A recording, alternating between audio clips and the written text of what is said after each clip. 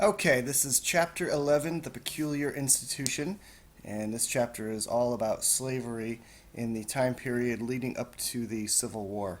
In this picture here, we see an overseer overlooking the slaves that are working the fields picking cotton. So, in the Old South, there were 4 million slaves at the time of the Civil War, which constituted one third of the South's entire population. And what made slavery flourish was cotton, king cotton. It was the world's major slave crop, and it made the United States the largest slave empire in modern times. Um, Slaves were worth more than all of the factories, railroads, and banks in the entire country combined.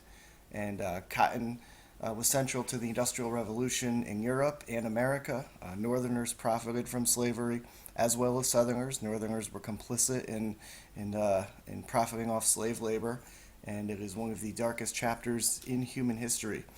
The Second Middle Passage, after the slave trade was closed from Africa, there was an internal slave trade involving 2 million slaves that were sold between 1820 and 1860, many of them into the Deep South where cotton was king. This graph here, this image here shows the distribution of slaves throughout the southern United States, very prevalent in South Carolina, Virginia, Alabama, and it was only going to increase. Again, a table showing slave population, and you should see the explosion of numbers every decade. So, Northerners, like I said before, profited from slavery. The Southern economy was linked deeply to slavery, very dependent upon the production of cotton, and it was extremely profitable. And because of this, the United States was diverging in two separate paths. The North was industrialized, and the South was not much different in 1860 than it was in 1800. Very rural, dependent upon the labor of slaves, not a lot of industrial growth, not a lot of immigration, and technology was much slower than in the North. Not everybody in the South owned slaves. 25% of Southerners owned slaves. Most people did not, but those that owned slaves owned a lot of them. The planters, who had the best land, and if you were a planter, if you owned 20 or more slaves, they're the ones that are profiting off the slave labor. Most white farmers work their own land with their own family members, but it was a planter class that's going to control the South. They're controlling politics, government, the economy. The size of slave holdings, again, you could see in the Cotton Belt slavery, it was much more prevalent than the northern part. Many slave owners believed they had a paternal instinct, a paternalist ethos to take care of their slaves. They were responsible for them, even though they were buying and selling and punishing them regularly. And this obscured and justified slavery's sheer brutality.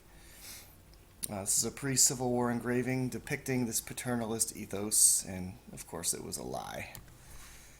So the pro-slavery argument, slavery was a positive good. You know, the Bible said a servant should obey their master. So they're going back to biblical times to justify the enslavement of African Americans.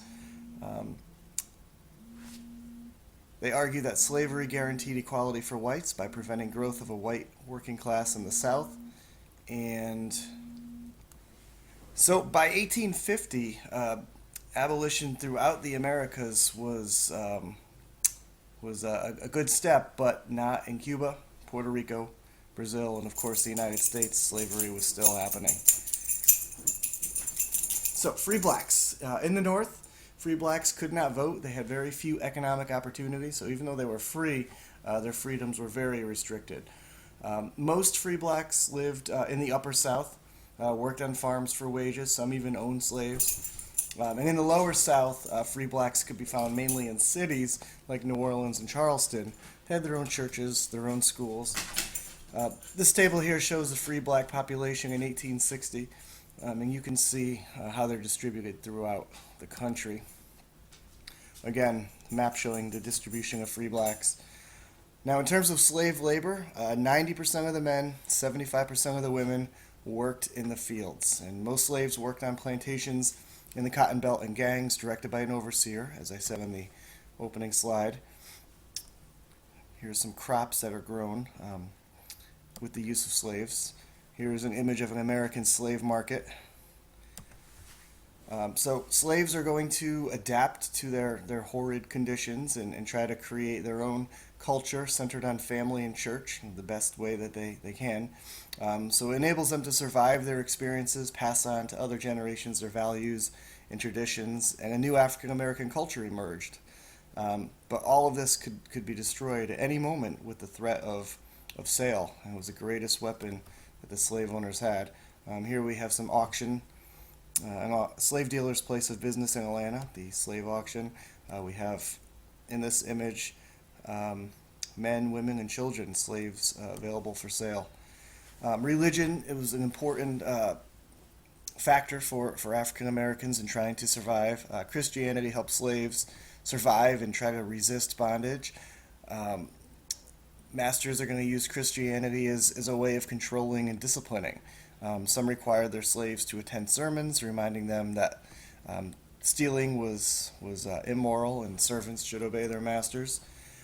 Stories of Moses leading the Jews out of Egypt, out of enslavement, Jesus and David.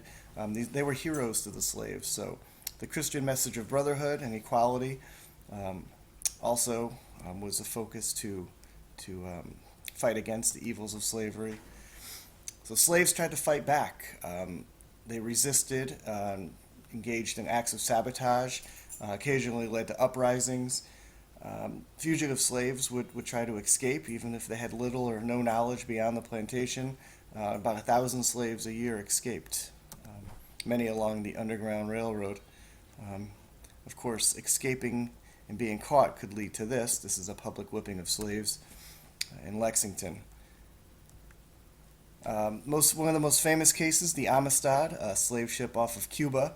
In 1839, the slaves mutinied and overthrew the whites on board and wound up in Long Island, and John Quincy Adams famously won them their freedom as a member of the House of Representatives.